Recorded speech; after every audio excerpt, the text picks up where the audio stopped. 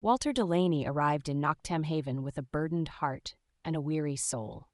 The town, known for its enigmatic shrouds, seemed to emerge from the earth as if summoned by his restless dreams. Black cobblestone streets glistened under an overcast sky, and buildings that once stood proud now lurked in shadowed decline.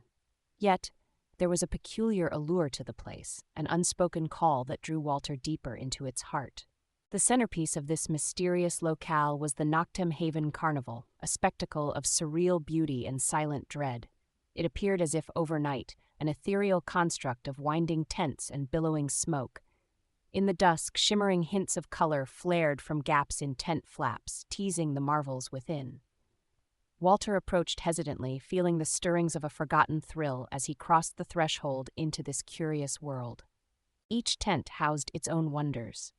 The first was a labyrinth of mirrors, where reflections distorted truth into something unrecognizably beautiful and bizarre. Walter caught glimpses of himself, a face lined from years of longing and loss, flashing between those images of a younger, vibrant man filled with dreams.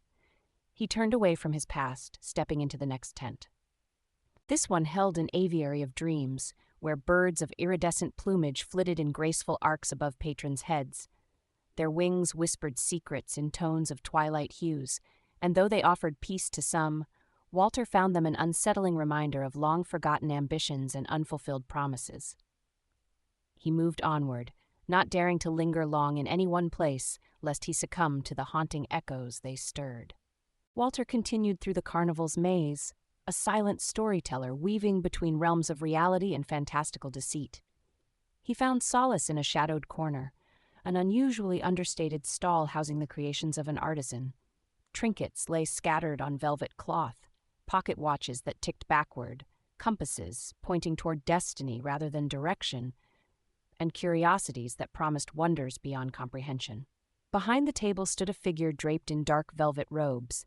Their face was obscured, yet their presence was one of command and quiet understanding. They gestured to the stall's offerings without words, inspiring in Walter an inexplicable sense of familiarity. He reached forward, hesitant fingers grazing over a delicate sphere of glass encasing a swirling storm, a tempest of desires and fears. It pulsed with an inner glow that resonated with the buried turmoil in his heart. Intrigued and somehow emboldened, Walter decided to venture into the most enigmatic tent yet, a colossal structure at the carnival's center. The fabric fluttered like the wings of a giant bird, inviting and yet foreboding. As he stepped inside, he was enveloped in darkness punctuated only by soft, flickering lights akin to fireflies held captive in a jar. In that moment between breaths, Walter heard a subtle music rise and fall like the ocean's waves. It called to a hidden part of him, urging him to confront the illusions that had defined his reality.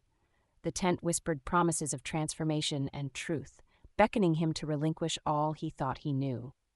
Walter stepped further into the cavernous tent, his senses acutely aware of every flicker of light and murmur of sound.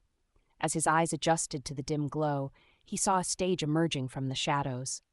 Atop it stood a lone figure, a grand illusionist with eyes that shimmered like distant stars, wearing a suit that glistened with the essence of midnight. The illusionist, with a gesture of his hand, commanded the very fabric of reality to bend and weave around him. The audience, faces obscured by darkness, watched in rapt attention. Walter felt an irrevocable pull, as though this man held the key to an unseen destiny, his presence both terrifying and reassuring. The illusionist beckoned Walter to join him on the stage. Hesitation clung to him, but a deep-seated curiosity propelled Walter forward. The audience faded away. All that existed was the stage, the illusionist, and the uncharted potential of what lay ahead. With a graceful sweep of his arms, the illusionist created a portal of whirling shades, expressions of dreams and fears, of past choices and futures unchosen. "Step through," he intoned, his voice a profound melody. "Discover what it is you seek." Walter hesitated at the edge, feeling the vast weight of his own story pressing heavily upon him. Could he truly cast aside the burden of his years for the promise of a nebulous transformation? Shunning fear, he took a breath laden with the scent of rain and stepped into the kaleidoscope of change. The world shifted. Gone were the whispers of the past and the debris of unfulfilled dreams. Walter found himself standing within a boundless landscape, a sea of possibilities stretching infinitely before him.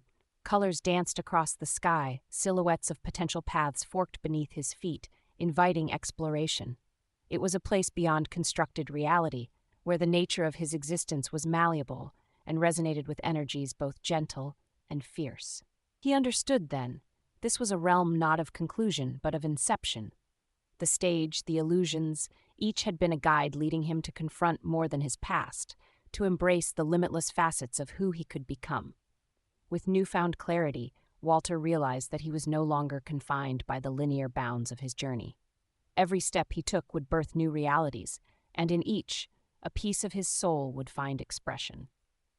The illusions had not been a trick, but a crucible through which his spirit was forged anew. As Walter Delaney emerged from the tent, the carnival lights dimmed softly behind him, the tantalizing spell woven into the night breeze now part of his very being.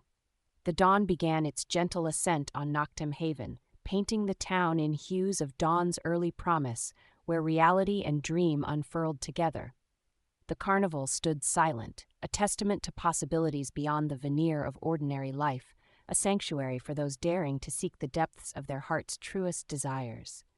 And for Walter, it had proven to be the beginning of an endless story, where all was possible and the soul was unbound.